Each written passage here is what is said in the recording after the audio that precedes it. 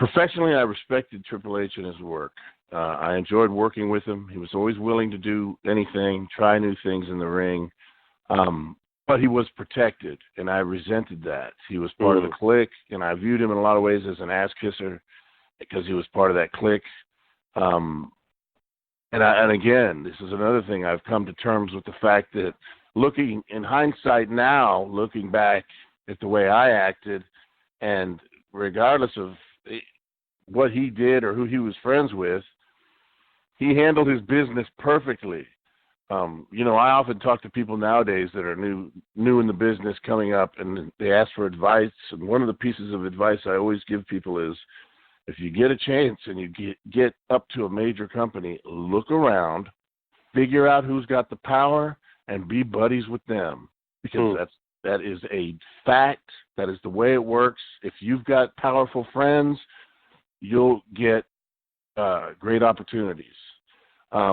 So he aligned himself with those guys because he saw, when he first came in, Triple H rode with a lot of guys too. I saw him. He rode with like Cactus Jack. He rode with Man Mountain Rock. He rode with these guys he knew from WCW. But eventually he smartened up and realized, okay, he needs to hang with the Kliq. And Scott Hall took a liking to him. I remember sitting at TV watching the monitor with Scott Hall, watching Triple H wrestle somebody. And Scott Hall saying, I think I'm going to make him a project of mine. That was Scott's words. Exactly. And then after then, all of a sudden he was riding with those guys, and, he was getting better pushes, and he was protected, like I said. It's interesting. People always talk about me being the first loss Triple H had. He lost by DQ, and it was the goofy finish because at the time, I guess the president or the commissioner was Gorilla Monsoon, so we were wrestling in this free-for-all match. I guess it was before the SummerSlam or Royal Rumble. It was before the Rumble pay-per-view was coming because it determined who went in first and who went in 30th. We wrestled this free-for-all match, and he hit me with brass knucks, and he pinned me. And Gorilla came out and disqualified him. So I won the match. So he had to go in first, and I had to go out 30th. Yep. But I went out 30th and he got eliminated within a few minutes, whereas he went out first and he lasted quite a while, which made him stronger, and that was actually a better story for him.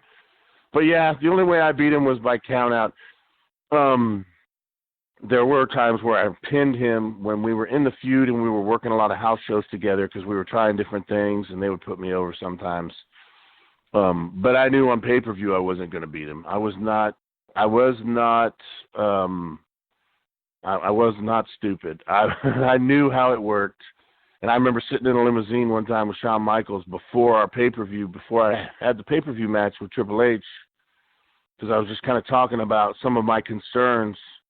And it was interesting the way Shawn was kind of listening to me. But I looked at Shawn right in the eyes and I said, listen, Shawn, I'm not stupid. I know I'm not going over on Hunter.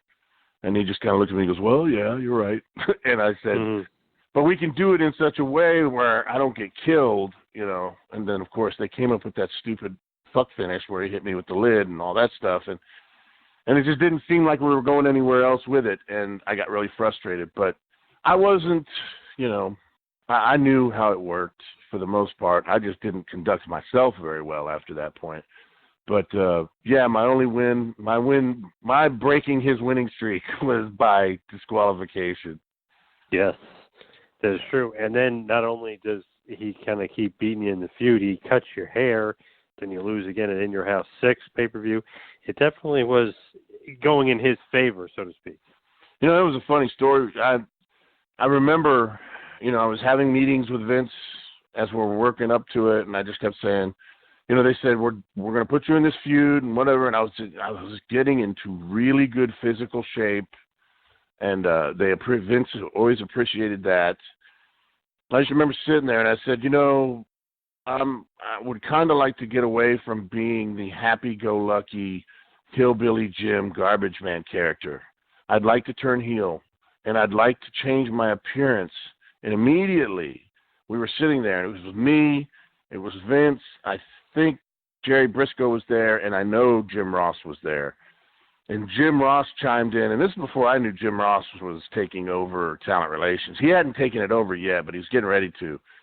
But he chimed in, and he goes, well, why don't we do this? He said, why don't we set up an angle where Triple H cuts your hair, and we can turn you heel after all this is said and done, and we turn you heel, and you got your new appearance, but we can use it to heat up the angle. And I looked right at Vince, and I said, Vince, I'm willing to do this as long as I get some kind of revenge.